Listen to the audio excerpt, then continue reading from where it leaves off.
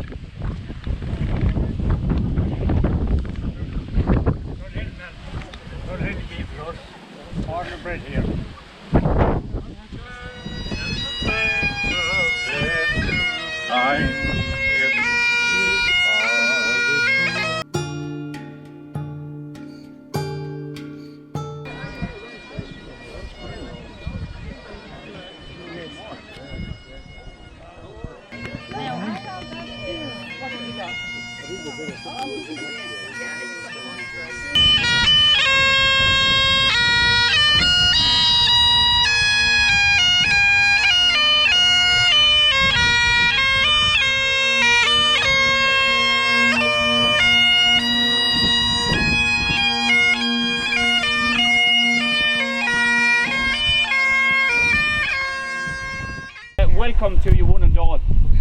I hope you enjoyed your walk along the Anne Valley. I know that walk is for many of you the last leg of a journey that began maybe across the Channel in England or across the broad Atlantic in America or beyond Newfoundland. I met a German family here and you were all very, very welcome. On behalf of the Poer clan gathering and the people of Waterford and of Dunhill, and on my own behalf, I'd like to say welcome to Dunhill Castle. No holiday. It is fair to say that with very few exceptions, Dunhill Castle is the ancestral home, the cradle of the Poer family throughout the world. It is the point of origin in Ireland for those who carry the surname Poer, either within or without. And I include myself in that group. My mother's, I saw someone looking at it and kind of turned up the nose when my surname wasn't Poer here. But I have to say quickly, my mother's mother was Mary Poer and my father's grandmother was Margaret Poer, and just about everyone in Waterford, I would imagine, if you scratch just a little bit below the surface, there's a Poer in there somewhere. The surname is quite common and is found in many parts of Ireland, but however here in Waterford it is extremely popular. In fact, 1 in 20 people in Waterford carries the surname Poer, and so many families are identified for that reason by various nicknames like the Miller Powers, the Mason Powers, Powers the Castle. There's a few, the Yank Powers. Cousin of mine is the Yank Powers. About 100 years ago they went to America and touched the wall and came back again, and for 4 or 5 generations since they're the Yanks. That's what they're known as. I work as a genealogist and I'm sometimes asked to trace a Mary Poer or a John Poer who came from Waterford, they think.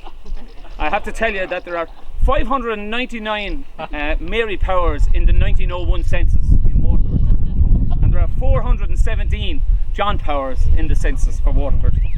So I usually require just a little bit of additional information if you have it. Thanks very much. The story of Ireland is in large part a story of emigration. Emigration has played a part more or less continuously in the often turbulent history of our country. The flight of the Earls and the wild geese went off to France in the 17th century. We had forced transportation to Australia and Van Diemen's Land in the late 1700s, early 1800s, or late 1800s, early 1900s. They went to Newfoundland, and we welcome you from Newfoundland.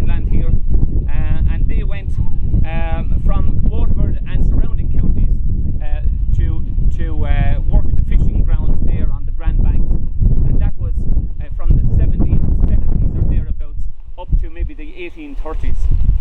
The Great Famine of 1847, when it was said 1 million people under green sods lay, as William Butler Yeats put it, and 1 million more crossed the ocean to America and Canada and elsewhere as well. And in the hungry years of the 1940s and 50s and 60s, it's many the Irishman and woman who found work in England and subsequently set down roots. I was talking to a man who did just that, came from a stone's throw from here, and we welcome him here, especially today. And in more recent times, many in Ireland, for many, emigration continues to remain the most promising choice on offer. The island of Ireland, which has a population of just 6 million people, has a diaspora of over 70 million, who are to be found in just about every corner of the world. And this population to diaspora ratio is the largest by a long shot of any nation in the world. And so for those who have travelled here today, your journey, which brought you here to Dunhill Castle, has not been a linear one, but rather a circular one, which began maybe hundreds of years ago and many generations ago, right here at Dunhill Castle, and which has reached its endpoint back here in this very spot today. And the closing of the circle is happening this very day. And so I say to you, Fáilte Arash, welcome back. The story of Dunhill Castle begins with a story of treachery. In 1167, a long time ago, the Gaelic Irish King of Leinster, Dermot MacMurrough. Now, if this was a pantomime, I mentioned the name Dermot MacMurrough, we get a lot of boos in the audience, so I'm just going to try that again, okay? In 1167, the Gaelic Irish King of Leinster, Dermot MacMurrough, was at war with the last High King of Ireland, Rory O'Connor. He lost the war and had his lands confiscated. In an effort to regain his kingdom, Dermot invited Henry II, the King of England, to come to Ireland and defeat Ireland's High King. Henry sent over Sir Richard de Clare, a Norman knight known as Strongbow, with an army, and they landed in Waterford in 1169. And after a few weeks of mayhem and bloodshed, they had been taken back to their lands. Then they went on to Waterford City, and in Waterford,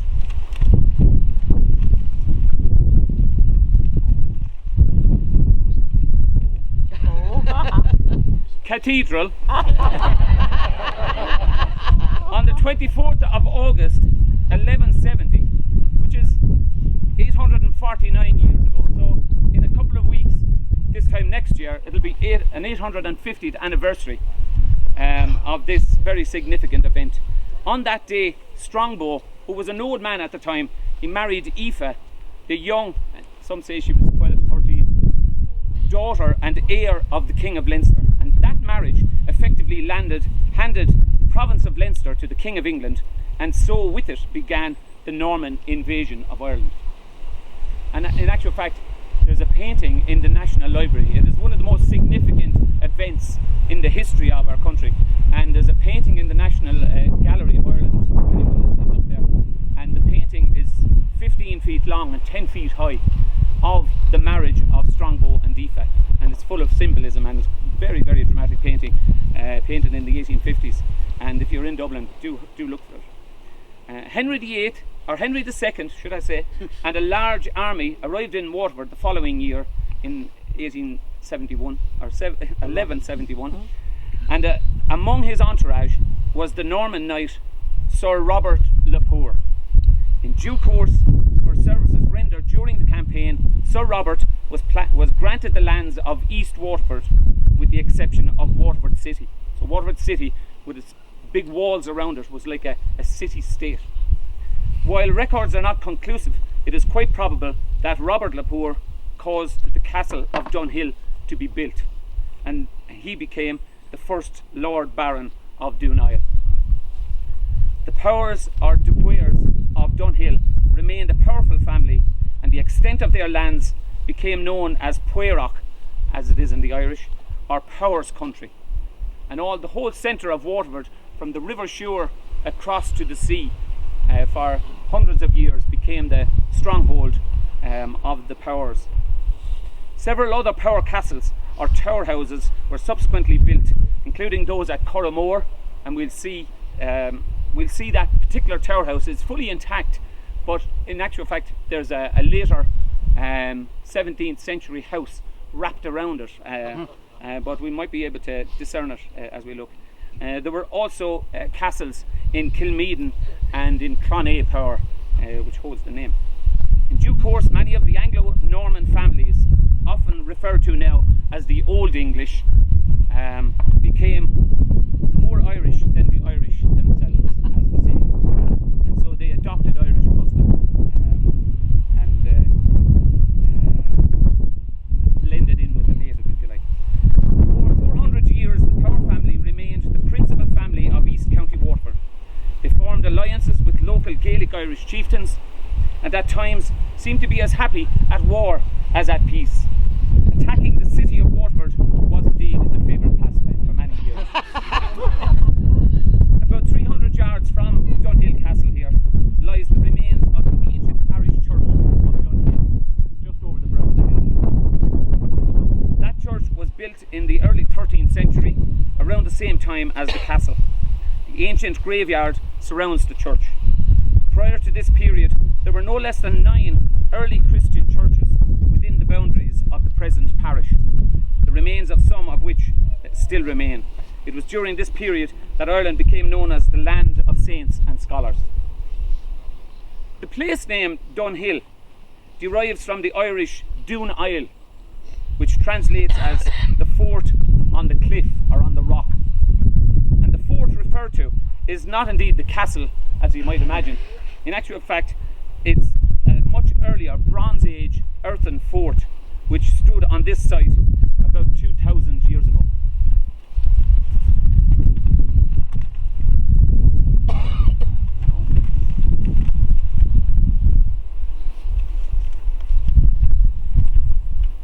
In 1649, Oliver Cromwell and his new model army, thank you,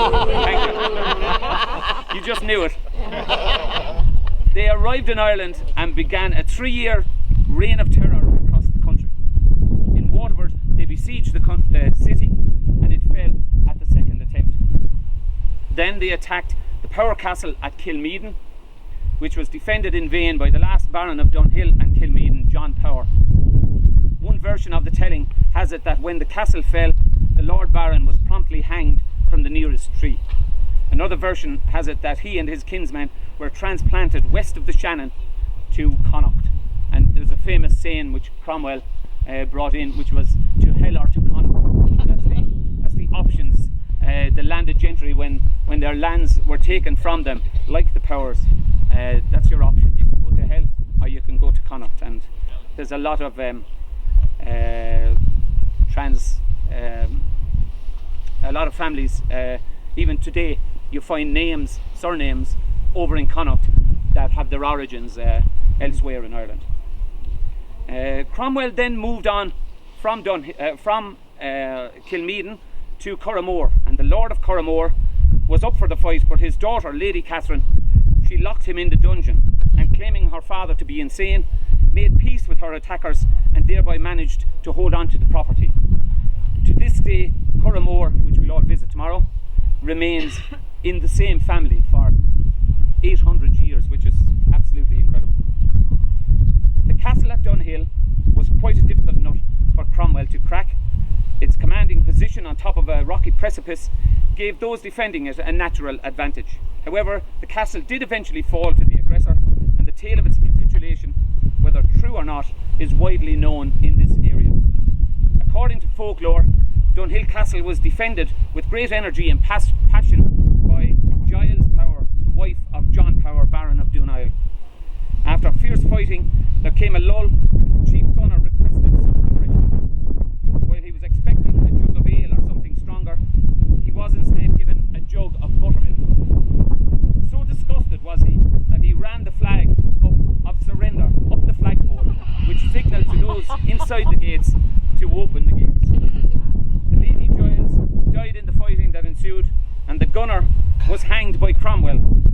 declared that nobody likes a traitor. Whether it's true or not, I do not know. The castle of Dunhill, the stronghold of the Powers for more than 4 centuries at that time, was blown up with gunpowder and left in a ruinous state.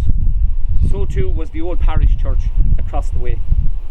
So it is true to say here today that the blood of your kinsfolk is in the ground under your feet, and that their bodies are buried in the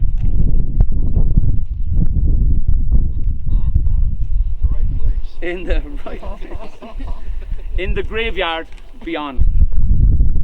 And it is right and proper that we, their descendants, acknowledge them here today. Some of you here today may be a couple of generations removed from your Irish-born ancestor. For others, it may be several generations more than that. The very fact that you are here today in Ireland is a powerful indication that you and those who have gone before you have, for all that time, kept the flame of your Irish heritage and identity burning brightly. For that, we who have stayed behind, thank you. I'll finish up with an excerpt from a poem called Banach, or Blessing, by the poet John Dunhill. May the nourishment of the earth be yours. May the clarity of light be yours.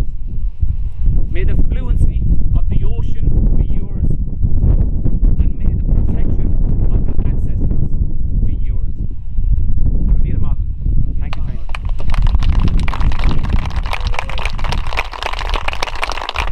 We just witnessed. That's very nice storytelling about the Dunhill Castle, right there. As you can see there. Yeah, about the Power family in Waterford. Yeah. So, very interesting. Very interesting. Hope you enjoyed the kind of tour and a bit of the Vikings as well. And there's a lot more to see in Waterford. So anybody out there, you should visit Waterford because there's so much to see. So much So story. much to explore. So much stories, around the corner. City. Beautiful city. So come and visit Waterford, Ireland. Okay.